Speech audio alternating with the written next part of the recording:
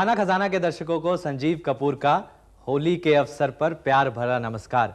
जी हाँ, एक बार फिर से होली आ चुकी है, रंगों से भरी। लेकिन कोई भी त्योहार हिंदुस्तान का हो, उसमें खाना पीछे नहीं रहता। शायद मुझे तो कई बार ऐसा लगता है कि ये जितने त्योहार हैं खाने की वजह से आते हैं। जब भी आपका दिल करे कि अच्छा खाना बनाना है तो कोई ना कोई त्योहार आ जाता है। होली तो इतना अच्छा त्यौहार है क्योंकि इतने अच्छे अच्छे खाने, इतने अच्छे अच्छे पकवान मिलते हैं हमें खाने के लिए कि समझ नहीं आता कि त्यौहार रंगों का है या खानों का। आज की शुरुआत हम करेंगे बहुत ही बढ़िया, बहुत ही सिंपल डिश से, रबड़ी से। और उसके बाद उस रबड़ी से किस तरह हम मालपुए बनाते हैं और मालपुओं के साथ रबड़ी का किस तरह से मजा लेते हैं, आप भी देखिए होली के इस शुभ अवसर पर। रबड़ी के लिए हमें चाहिए 1.5 लीटर दूध और 3/4 कप चीनी।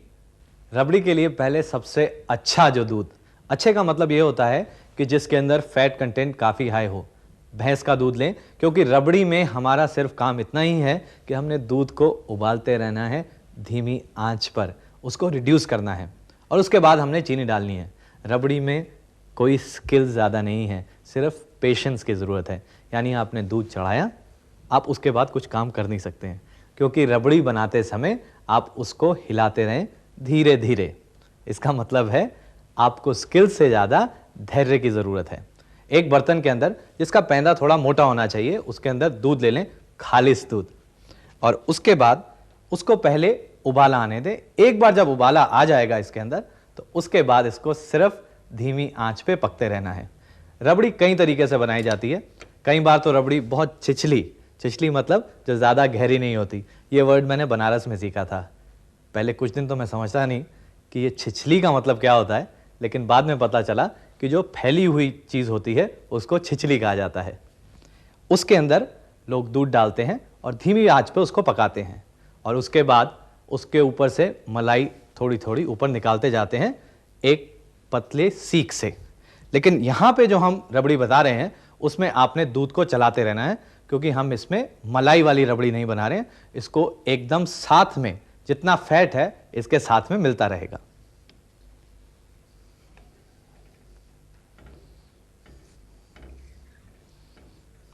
किनारों पे भी जो मलाई आती है उसको इसके साथ मिक्स कर लें।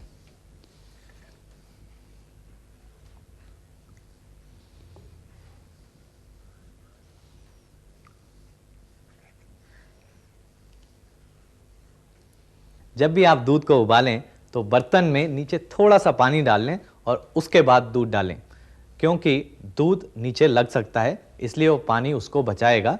लेकिन हिलाना ज़रूर पड़ेगा। इसका मतलब ये नहीं है कि आपने थोड़ा सा पानी डाला और उसके बाद आपको दूध को चलाने की ज़रूरत नहीं है।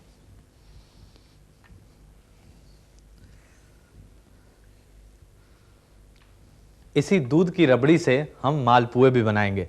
मालपुए भी बनाना बहुत आसान है। ऐसा लगता है कि बहुत मुश्किल चीज़ होगी, लेकिन आप ये रेसिपी देखेंगे तो जान जाएंगे कि कितना आसान है मालपुए बनाना। उसके लिए जो रबड़ी हम इस्तेमाल करेंगे उसके अंदर चीनी नहीं डालेंगे।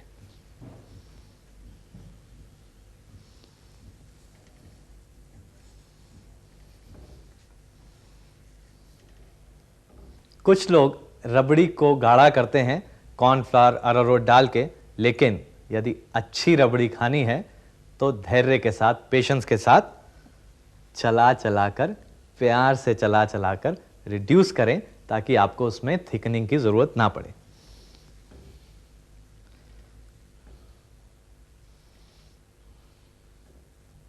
जैसा कि मैंने आपको बताया कि इसके लिए काफ़ी पेशेंस की ज़रूरत होती है, लेकिन होली के दिन किसके पास पेशेंस है? इसलिए रबड़ी को एक आध दिन पहले बना लें। जब तक ये रिड्यूस होता है, धीरे धीरे पकता है, तब तक हम एक छोटा सा ब्रेक लेते हैं, और ब्रेक के बाद मैं आपको बताऊंगा मालपुआ बनाने की विधि। तब तक थोड़ा सा रंग मलिए, प्यार की बातें कीजिए और मीठी मीठी चीज़ें खाइए ब्रेक के बाद।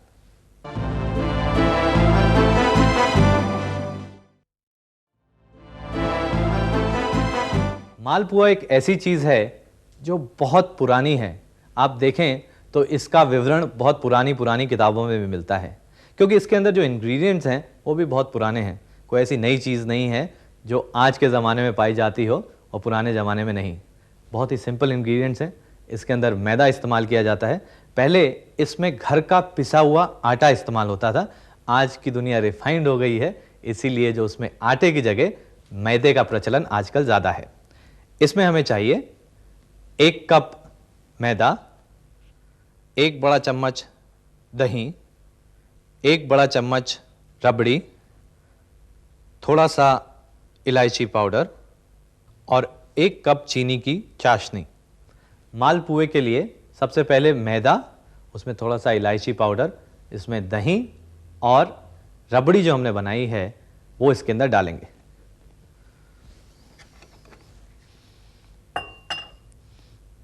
मैदे को पहले छान लें।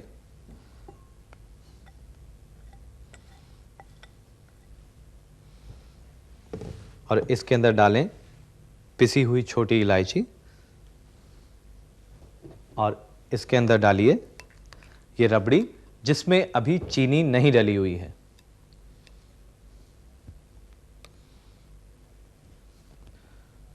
और इसके बाद इसमें डालें दही। कुछ लोग इसमें बेकिंग पाउडर का भी इस्तेमाल करते हैं, लेकिन यदि आप दही डाल रहे हैं तो बेकिंग पाउडर का इस्तेमाल करने की कोई ज़रूरत नहीं है।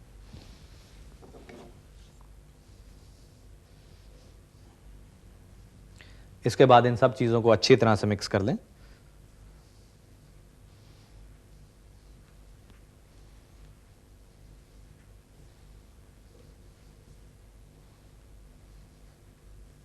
मालपुओं को घी में तला जाता है और उसके बाद इसको चाशनी में डाल के थोड़ी देर रखा जाता है, जिसकी वजह से मीठी होती हैं।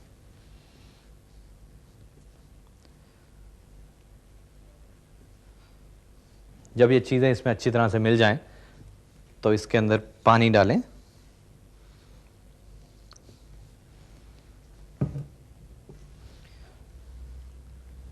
कुछ लोग इसमें आधा पानी और आधा दूध भी डालते हैं। और इसके बाद इसको अच्छी तरह से मिक्स कर लें। पानी थोड़ा धीरे धीरे करके डालें, इस तरह से इसको मिक्स करने में आसानी होगी। इसको अच्छी तरह से बीट करें। बीट करने से 2 चीज़ें होती हैं, एक तो इसमें एरिएशन होती है यानी हवा भरती है, और दूसरा ये अच्छी तरह से मिक्स होता है।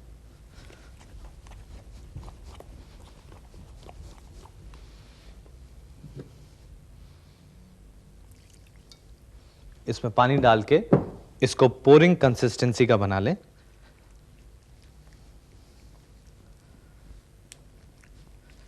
इसका बैटर कुछ उसी तरह का दिखेगा जिस तरह जलेबी का बैटर दिखता है।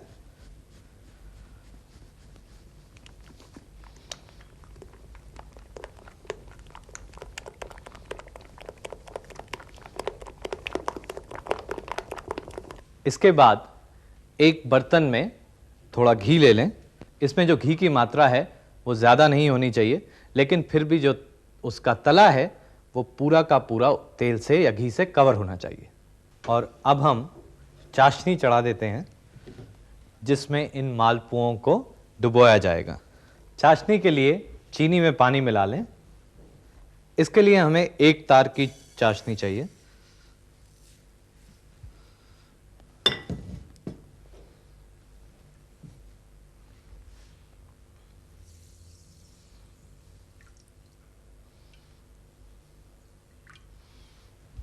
और इस चीनी को धीरे धीरे हिलाते रहें जब तक ये पूरी घुल नहीं जाती।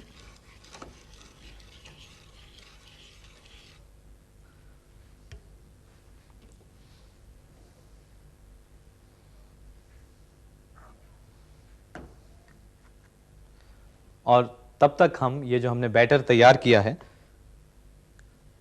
उसको हम फ्राई करेंगे। जो घी है जब वो थोड़ा गर्म हो जाए तो उसके बाद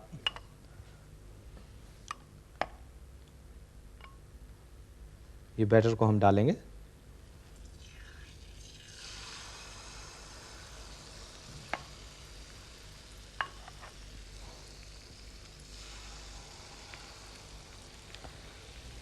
आप चाहें तो इसको बिल्कुल गोल भी बना सकते हैं, नहीं तो थोड़ा लंबा बना सकते हैं।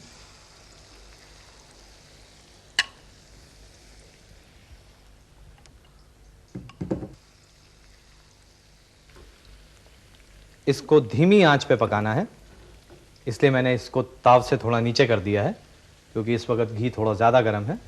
ये देखिए जो ये मालपुआ फूल रहा है, इसका मतलब है जो हमने दही डाली थी वो इसमें अच्छी तरह से घुल गई है और जो दही की खटास है उसकी वजह से ये फूल रहा है।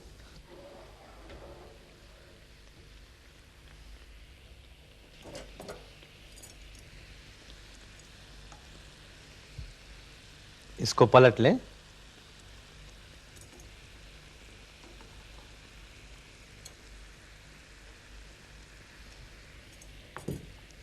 कई बार ऐसा भी होता है जो चीनी आप लेते हैं वो एकदम साफ नहीं होती है, उसको साफ करने के लिए आप इस चाशनी के अंदर थोड़ा सा नींबू का रस डाल सकते हैं, नहीं तो आप चाहें तो इसके अंदर दूध भी डाल सकते हैं। जब आप इन दोनों में से कोई भी चीज़ डालेंगे तो उसकी जितनी इम्प्योरिटीज़ हैं, जितनी उसके अंदर जो ख़राब चीज़ें हैं वो ऊपर आ जाएंगी, स्कम फॉर्म कर लेंगी। उसके बाद आप उसको निकाल के फेंक सकते हैं और जो नीचे आपको चाशनी मिलेगी वो एकदम सफ़ेद मिलेगी।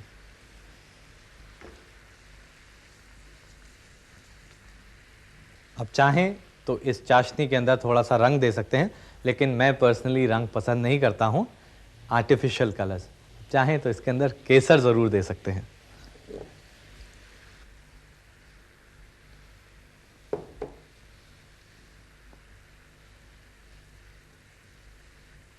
अब ये देखिए ये जो चाशनी है ये भी एक तार की हो गई है। आप हाथ से भी इसको देख सकते हैं, नहीं तो इस पे भी आप देख सकते हैं। ये देखिए जब ये ड्रॉप गिरती है तो उसके बाद एक तार इसमें बनती है। अब ये दूसरी तरफ से भी इसका कलर आ गया है। अब इसको हम चाशनी में डालेंगे, इसमें से घी अच्छी तरह से निकाल लें और इसके बाद इसको चाशनी में डालें।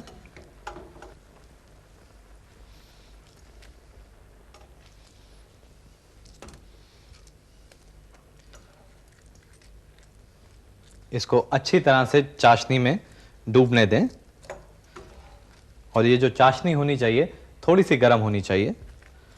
अब ये जब चाशनी के अंदर पड़ा रहेगा तो ये काफ़ी सॉफ्ट और नरम हो जाएगा। अब ये जो रबड़ी है तकरीबन तैयार हो गई है। इसमें से मैं थोड़ी रबड़ी निकाल देता हूँ मालपुए के साथ खाने के लिए, क्योंकि मुझे तो टेस्टी लगती है रबड़ी बिना चीनी के, मीठे मीठे गर्मा गर्म मालपुओं के साथ। लेकिन आप जब रबड़ी बनाएं तो उसमें चीनी ज़रूर डाल सकते हैं।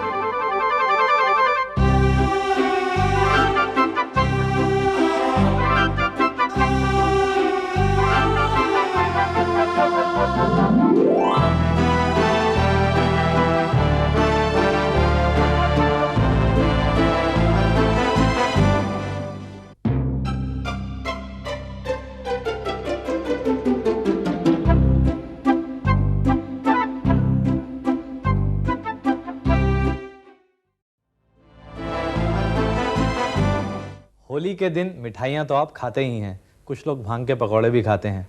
जी नहीं, मैं आपको भांग के पकौड़े बनाने की विधि नहीं बताऊंगा, लेकिन मिठाई वो तो मैंने आपको बताई मालपुए के साथ। रबड़ी का मज़ा आपने लिया और अब मैं बताऊंगा कुछ खाना। जी हाँ, होली के दिन मीठे चावल खाइए। इसके लिए हमें चाहिए 2 कप चावल, 2 कप चीनी, आधा कप दूध, आधा कप बादाम, 1/4 कप घी, थोड़ा सा केसर, 1 चम्मच गुलाब जल और चुटकी भर पिसी हुई छोटी इलायची। मीठे चावल के लिए आप पहले अच्छी किस्म के चावल ले लें। जी हाँ, ज़रूरी है जब भी आप कोई चीज़ त्यौहार के लिए बनाएं तो अच्छे इंग्रेडिएंट्स यूज़ करें। मैं ऐसा नहीं कहता कि बाकी समय पे आप इंग्रेडिएंट्स ख़राब यूज़ करें, सिर्फ कहने का मतलब ये है कि हम अफोर्ड कर सकते हैं महंगे इंग्रेडिएंट्स त्यौहार के लिए, क्योंकि बहुत ज़्यादा त्यौहार तो होते नहीं हैं और मीठे चावल कौन रोज़ रोज़ खाता है। तो इसके लिए बासमती चावल ले लें और उसको बीन कर उसको अच्छी तरह से 3-4 बार धो लें, क्योंकि इसके लिए हमें ज़्यादा स्टार्च नहीं उसमें चाहिए। तो इसलिए चावल को अच्छी तरह से धो लें और उसके बाद जो आपने चीनी ली है उसमें 1.5 अनुपात पानी मिला लें। यदि आपने 2 कप चीनी ली है तो 3 कप उसके अंदर पानी डालें।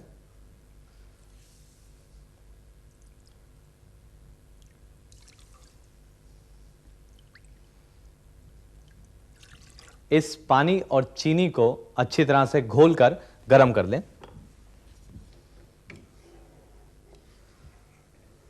जब भी आप इस तरह से चीनी में पानी डालें और उसके बाद उसको गर्म आंच पे रखें तो उसको हिलाते रहें, क्योंकि चीनी नीचे बैठ जाती है और जब उस पे आंच लगती है तो चीनी जल सकती है और कैरमलाइज हो सकती है।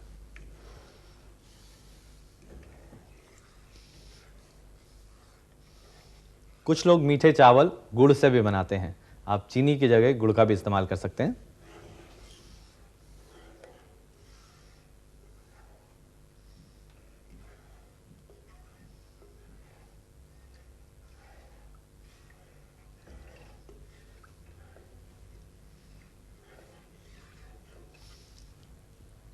जबकि मीठे चावल बनाना बहुत ही आसान है, लेकिन फिर भी काफ़ी लोग समझते हैं कि ये शायद बहुत ही मुश्किल चीज़ है। वो इसलिए क्योंकि कभी बनाए नहीं होते या कभी किसी के यहाँ खाए होते हैं तो कभी वो रेसिपी बताते नहीं हैं। तो इसलिए आप आज ये रेसिपी नोट कर लें और सबको बताएं, क्योंकि मैं इस चीज़ में विश्वास रखता हूँ कि आप जो भी चीज़ बनाते हैं अच्छी बनती है तो उसको सिर्फ अपने पास नहीं रखें, दूसरों को भी बताएं।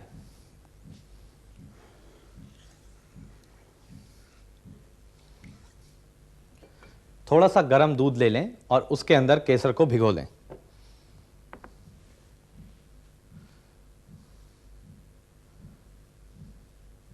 अभी हम इस केसर का इस्तेमाल नहीं कर रहे हैं, बाद में जब चावल थोड़े पक जाएंगे उसके बाद इसको डालेंगे।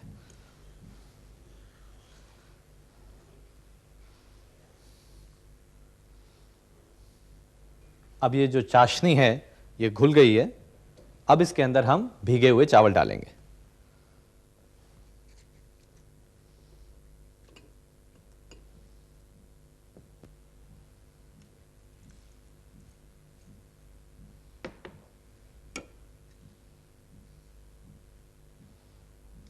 देखिए अभी तक कितना आसान है ये मीठे चावल बनाना। यदि आपको मालूम नहीं है कि इसमें चीनी डली है तो पता भी नहीं चलेगा कि मीठे चावल बन रहे हैं।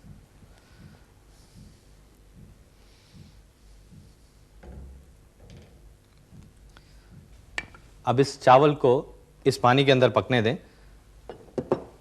क्योंकि त्यौहार का मौका है तो इसके अंदर कुछ बादाम पिस्ता कुछ तो डलना चाहिए। इसके लिए हम बादाम को काट लेते हैं। जिस तरह से आप नॉर्मल चावल बनाते हैं उस हिसाब से ये जो चीनी वाले चावल हैं, जो मीठे चावल हैं, उसको पकने में थोड़ा ज़्यादा समय जाता है। वो इसलिए क्योंकि जब चीनी पानी के अंदर मिलती है तो चावल का जो एब्सॉर्प्शन रेट है, जिस स्पीड से पानी चावल के अंदर जाता है, जिसकी वजह से चावल फूलता है, वो कम हो जाता है। जब इसके अंदर से पानी काफ़ी सूख जाए तो उसके बाद इसमें हम थोड़ा दूध डालेंगे।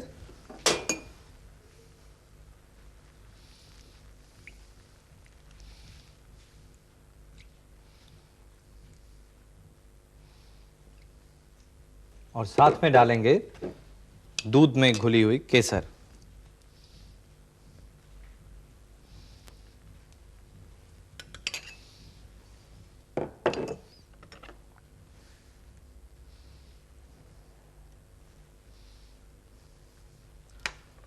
और इसके बाद इसमें डालें घी।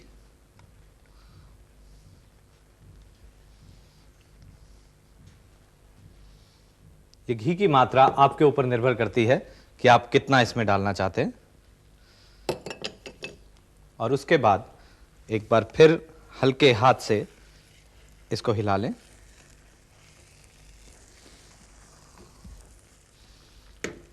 दूध और केसर डालने के बाद इसके अंदर थोड़ा इलायची का पाउडर डाल दें और साथ में ये जो बादाम हमने काटा है उसको भी डाल दें।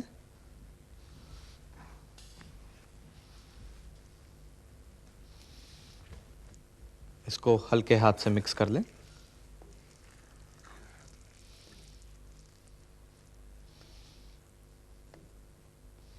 इसमें हल्का सा गुलाब जल डाल दें